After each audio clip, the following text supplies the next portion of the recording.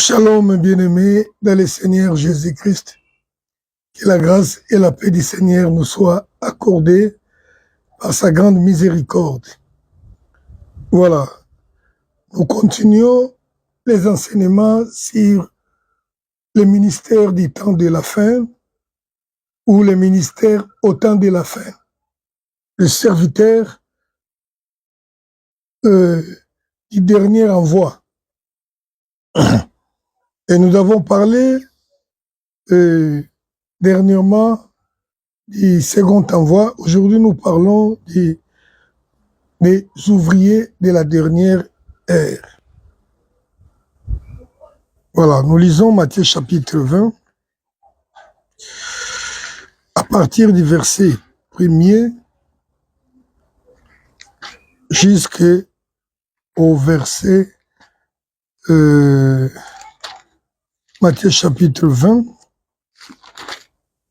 verset 1er, nous allons nous arrêter, je crois, au verset 14 ou 15. Je vais lire au nom du Seigneur Jésus-Christ. Car le royaume des cieux est semblable à un maître de maison qui sortit dès le matin afin de louer des ouvriers pour sa vigne. Il convint avec eux d'un denier par jour et les envoya à sa vigne. Il sortit vers la 3e heure et il en vit d'autres qui étaient sur la place sans rien faire. Il leur dit: allez aussi à ma vigne et je vous payerai ce qui est raisonnable. Ils y allèrent et ils y allèrent. Il sortit de nouveau vers la 6e heure et vers la 9e heure. Il fit de même. Étant sorti vers la 11e heure, il en trouva d'autres qui étaient sur la place. Il leur dit: pourquoi vous tenez-vous ici toute la journée sans rien faire? Ils lui répondirent: c'est que personne ne nous a loués. Allez aussi à ma vigne, leur dit-il. Quand le soir fut venu, le maître de la vigne dit à son intendant: appelle les ouvriers et paye-leur les salaires en allant des derniers aux premiers. C'est de la 11e heure vinrent et reçurent chacun un denier. Les premiers vinrent, ensuite, croyant recevoir davantage, ils reçurent aussi un denier. Et en le recevant, ils murmurèrent contre le maître de la maison et dirent: ces derniers n'ont travaillé qu'une heure, et il les traite à l'égal de nous, qui avons supporté la fatigue du jour et la chaleur. Il répondit à l'un d'eux: mon ami, je ne te fais pas tort. N'as-tu pas convenu avec moi d'un denier? Prends ce qui te revient et va-t'en. Je vais donner à ce dernier autant qu'à toi. Ne m'est-il pas permis de faire de mon bien ce que je veux? Ou vois-tu de mauvais œil que je sois bon? Ainsi les derniers seront les premiers et les premiers seront les derniers. Alléluia. Voilà. Nous venons de lire une parabole enseignée par le Seigneur Jésus-Christ. Et nous savons que les paraboles sont des messages qui cachent une certaine vérité. Ici, on a parlé des ouvriers et d'une certaine moisson dans un vigne. Mais la réalité, c'est qu'on parle du travail du Seigneur et de sa récompense. Le Seigneur raconte cette histoire de lui-même, qu'il y avait un homme qui avait son champ, mais qui à un certain moment a engagé des serviteurs à différentes aires de travail. À la première ère qui correspond aujourd'hui à la 6e ère de chez nous, donc à 6 heures, il a engagé les premiers groupes et s'est convenu avec eux de leur payer un denier la journée du travail, donc au soir, à la fin du travail. Après 3 heures,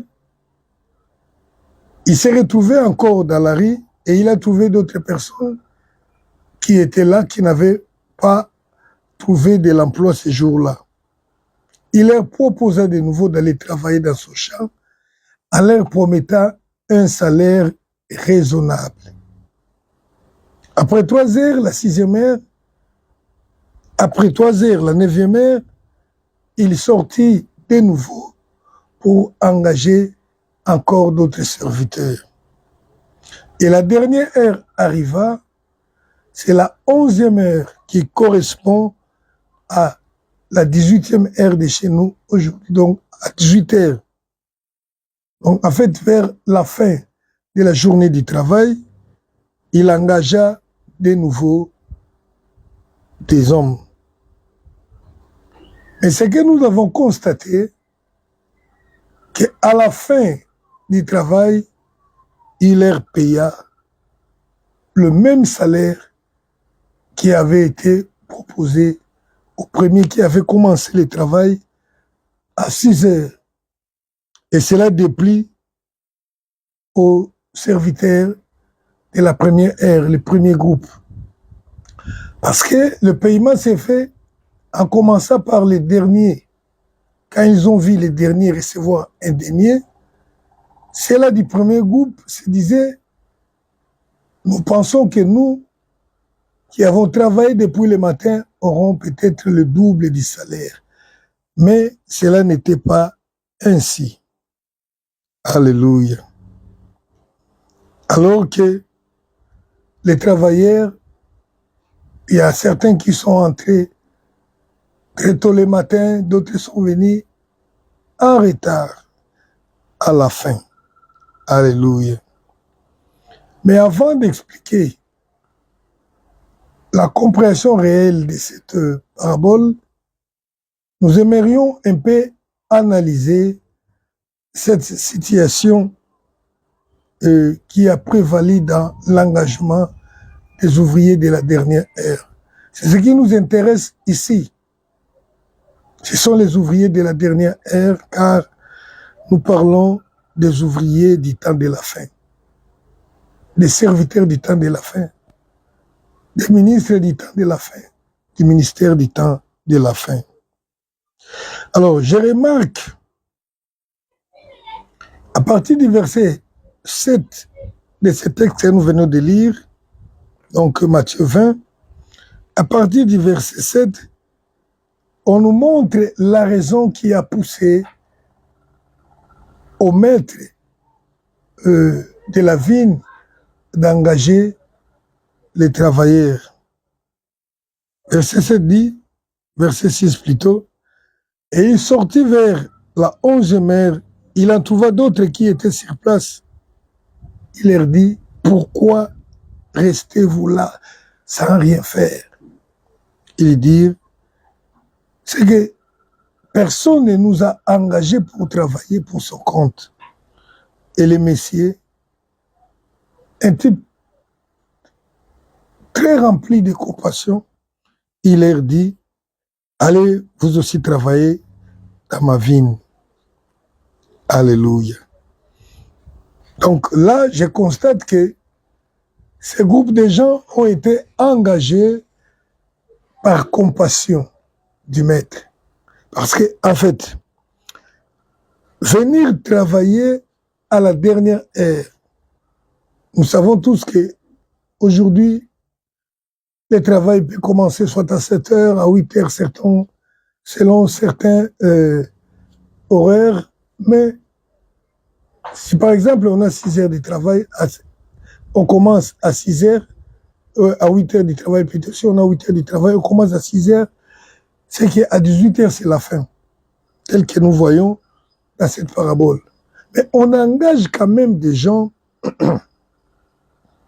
à 6 heures, à 18 heures plutôt. Pour quelle raison? Pour quel travail? Et la Bible nous montre ici que ces gens n'étaient pas engagés par manque de main-d'œuvre. Il y en avait assez.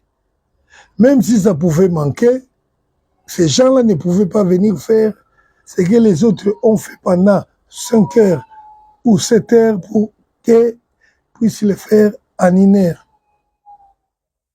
Ils n'avaient pas non plus une quelconque expertise, mais c'est par compassion, parce qu'il leur a posé la question, vous êtes ici pourquoi? Il dit, on n'a pas trouvé de l'emploi ici. Alléluia. Donc, c'est vraiment par grâce que ces gens ont été engagés. Mais à la fin, ils sont payés avec le même salaire. C'est ça qui choque un peu. Même, je crois que même ces gens-là étaient un peu choqués de la façon dont ils ont été payés. En principe, ils pouvaient recevoir même 1/8. Mais ils ont reçu la totalité. Ils étaient choqués. Mais ce qui était plus choqué, c'était les premiers qui pensaient à recevoir les doubles. Bien aimés, cette parabole est vraiment simple à comprendre parce que nous savons que nous sommes appelés à servir, mais au temps de la fin. Comme je l'ai dit, les ministères du temps de la fin. C'est nous qui travaillons aujourd'hui, nous les chrétiens d'aujourd'hui, qui sommes les ouvriers de la 11e heure, de la dernière heure au temps de la fin, parce que le monde arrive à son terme. Alléluia. Mais c'est que nous devons comprendre que ce travail bien-aimé que le Seigneur nous a donné à tous, vous allez me poser, c'est quoi ce travail-là? Vous savez, la mission du Seigneur sur la terre était sauver les âmes.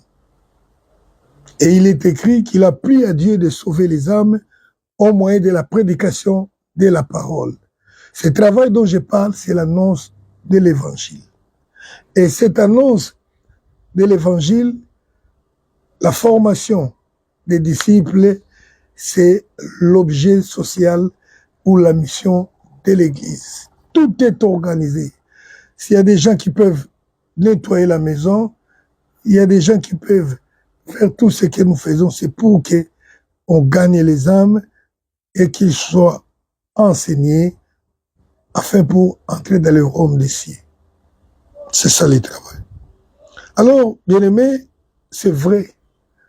Nous sommes entrés dans un travail que je pourrais dire à la fin de la fin du travail. Alléluia. Dieu nous a fait grâce. Il nous a fait grâce. Et pour quelle raison, bien-aimés, j'aimerais que vous compreniez. C'est tout simplement pour nous donner de quoi survivre dans le ciel. Peut-être que tu seras choqué, mais je te dis la vérité. Vous voyez, ces gars de la parabole ont été engagés tout simplement parce que le Messie a vu que ces gens-là étaient des chômeurs, des sans-emploi. Il manquait de quoi se nourrir, de quoi nourrir leur famille, et il leur a donné du travail.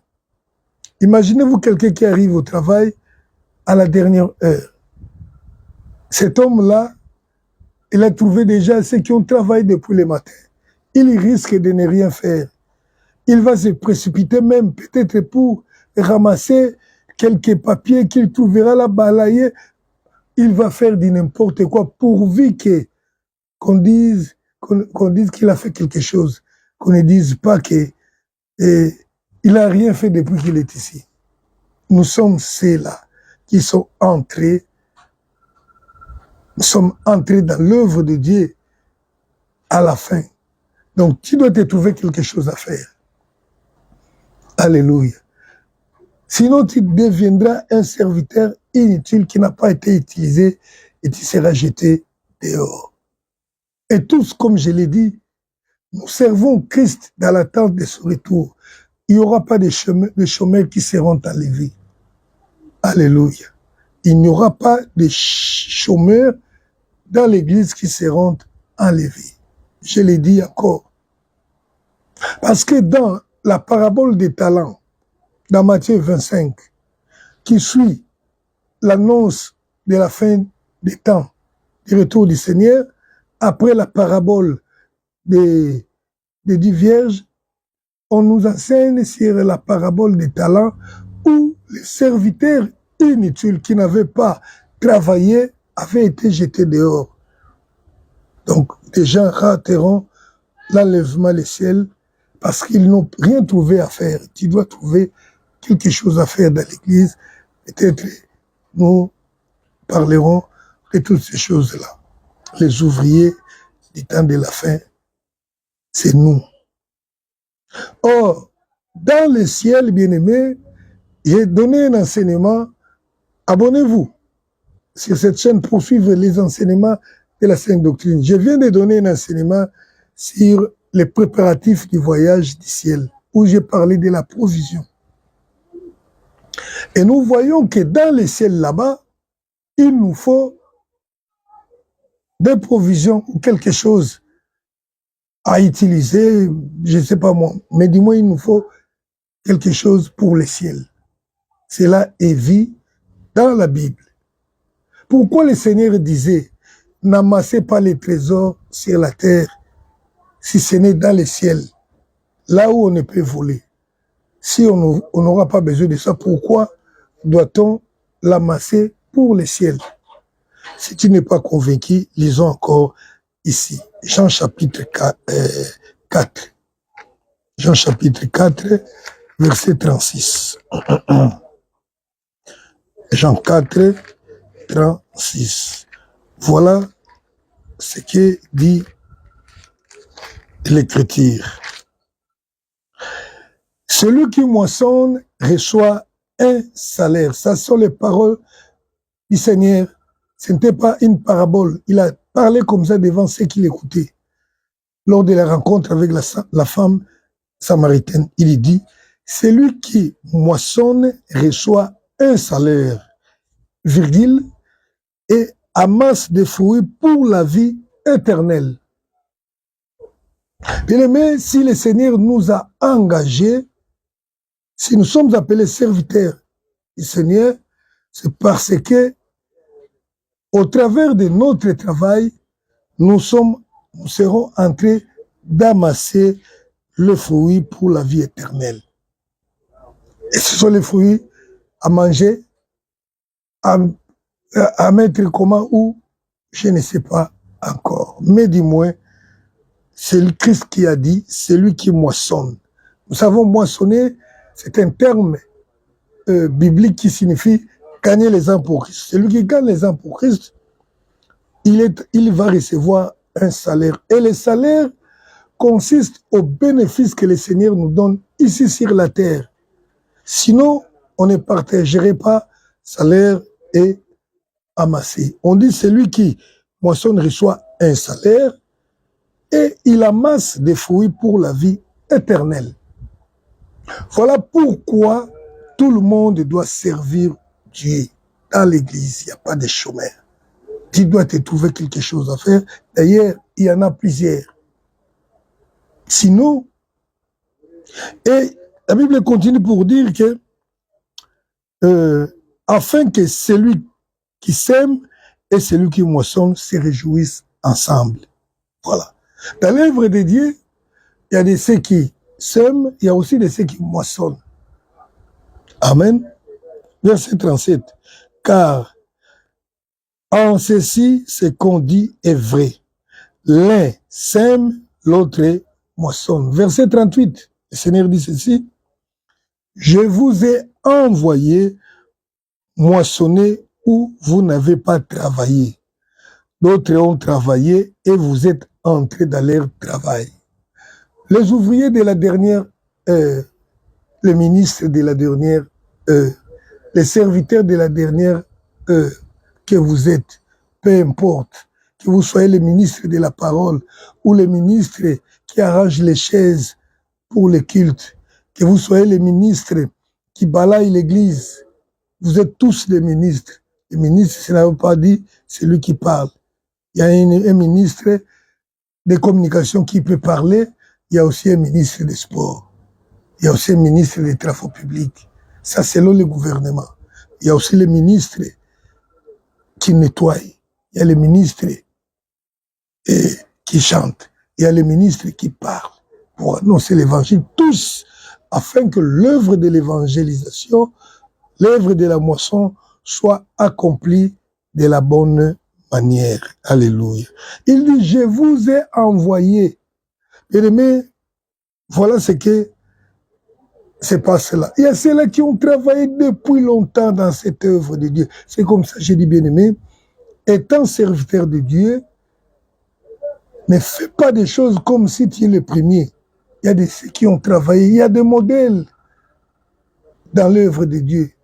C'est ainsi, j'enseigne souvent sur un thème important, servir Dieu selon les modèles de la montagne. C'est même un sujet du dernier livre que nous allons vous distribuer gratuitement dans les jours à venir. Le Seigneur nous a appelés à la dernière heure. Vous savez, le travail que nous faisons, il y a des gens qui l'ont fait. Les apôtres Paul ont travaillé avant et les gens ont travaillé. Les Daniel de la Bible que vous connaissez, les Jérémie et autres, Paul, Pierre, beaucoup de personnes ont travaillé, mais nous sommes venus moissonner à leur place. Bien aimé, toi qui travailles, ne soyez pas hautain. Aujourd'hui, nous, quand nous voyageons dans des villages pour aller annoncer, les gens pensent que nous faisons des grandes choses.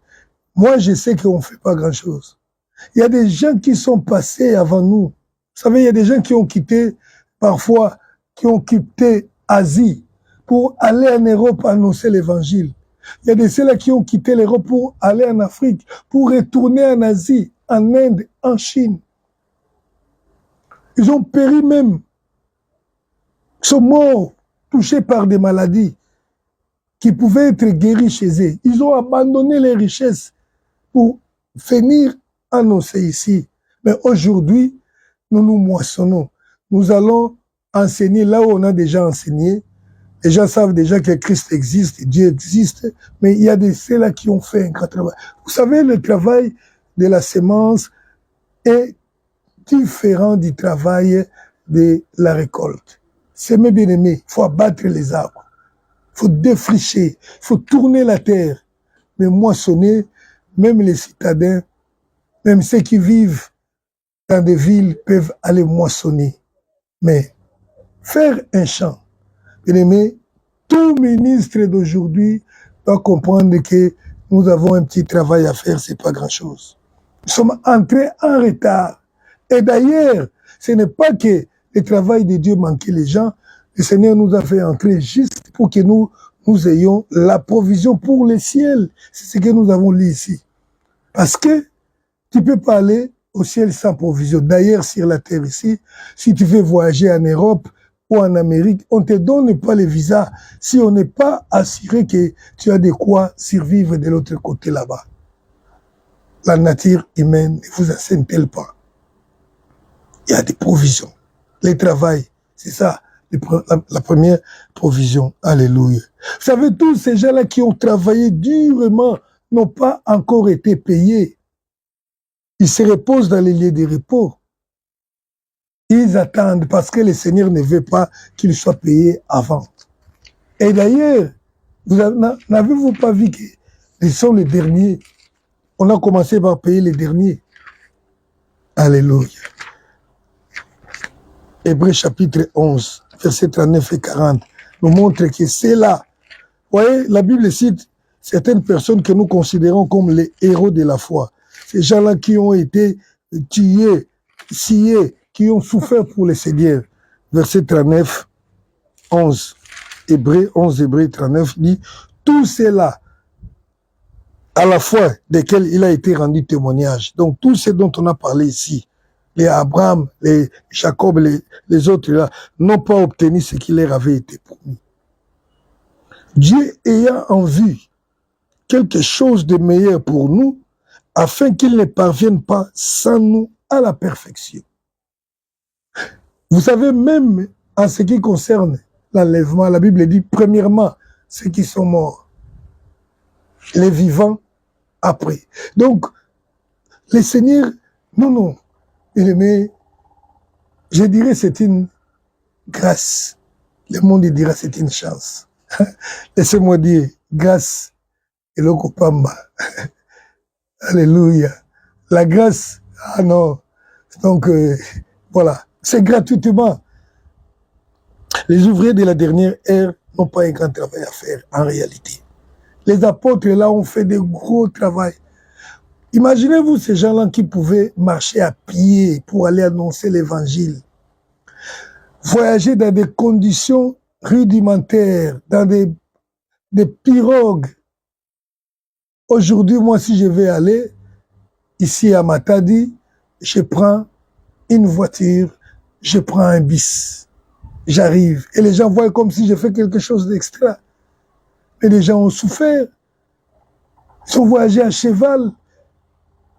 Ils ont été secoués. Nous avons un petit travail à faire. Et d'ailleurs, les gens ne voient pas qu'est-ce que nous allons faire. Il y a du travail à faire. Alléluia. Ils n'ont pas un grand travail à faire, mais il y a trop de pièges dans notre travail. C'est pourquoi, bien-aimés, nous vous supplions au nom du Seigneur Jésus-Christ d'écouter ce message. N'ayez pas l'habitude de ne pas avoir toujours le temps pour écouter la parole de Dieu. Nous avons des pièges impossibles. Si nous ne faisons pas attention, nous n'allons pas réussir, car les conditions sont difficiles. Vous savez qu'il existe même les péchés que nos pères n'ont pas connus, les rébellions qui n'ont pas existé en ces temps-là. Tu peux te réjouir, je peux prier pour quelqu'un qui est de loin, comme nous le faisons souvent par téléphone. Mais il y a des choses, des pièges, ils sont là, même dans les téléphones, partout. Vous savez qu'il y a autant de Paul là, les démons là, il n'y avait pas tous les démons que nous voyons aujourd'hui. L'ennemi a lâché les démons aujourd'hui en multitude pour nous séduire.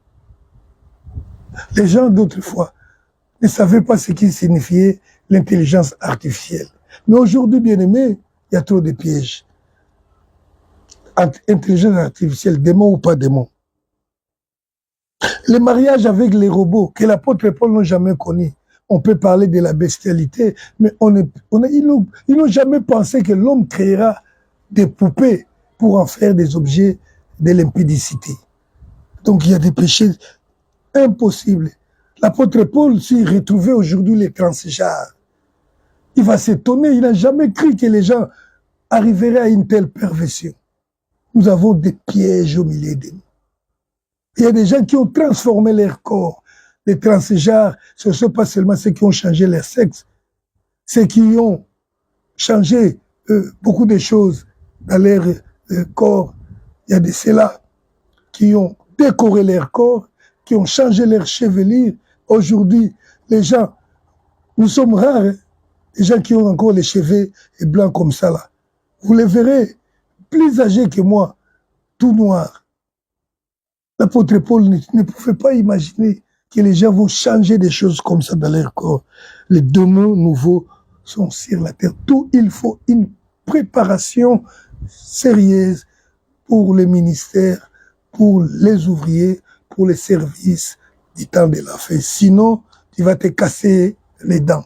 Tu vas travailler, mais le Seigneur te dira, je ne t'ai point connu. Tu peux gagner le monde entier. Vous savez, l'escalier fait monter les gens, mais lui-même ne monte pas. Tu seras comme un escalier qui a travaillé pour les salis des autres.